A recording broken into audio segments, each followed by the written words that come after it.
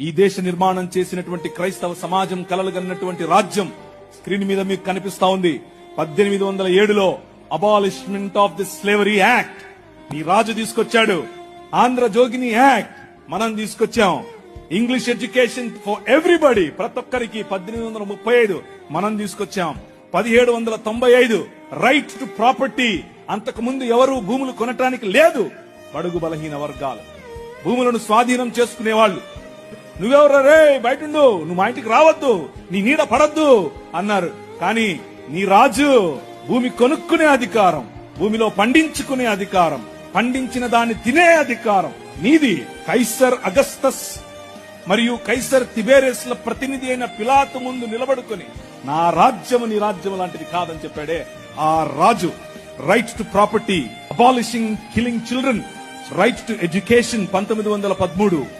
నువ్వు పెళ్లి చేసుకుంటే నీ భార్య 7 రాత్రులు బ్రాహ్మణుడితో పడుకోవాలి. ఇది ఈ దేశ చట్టం. నువ్వు నల్లగా ఉన్నావట, నీకు దాన్ని ఏమంటారు బట్టతలుందంట, రింగులు ఎంటుకలు ఉన్నాయంట, కాబట్టి నువ్వు దాసుడివి, దస్యుడివి, నువ్వు రాక్షసుడివి, నువ్వు మ్లేచ్ఛుడివి. కాబట్టి నీ జీవితాన్ని మార్చాలంటే, కాబట్టి నీ వంశాలు మంచిగా మారాలంటే బ్రాహ్మణుడితో నీ భార్య పడుకోవాలి. కలిగే పిల్లలు ఎలా ఉంటారు? అప్పుడు ఆర్యీకరణ జరుగుతుంది. కృణ్వంతో విశ్వమార్యం అన్నారు. అంటే అర్థం ఏంటి? ఈ ప్రపంచం మొత్తాన్ని కూడా ఆర్యీకరణ చేయాలి అన్నది వారి రాజ్య కళ. But the kingdom of God, దేవుని రాజ్యం ఏమన్నా తెలుసా? ఎవరితో పడుకోవక్కర్లేదు. My blood is enough, I will cleanse you from all sin.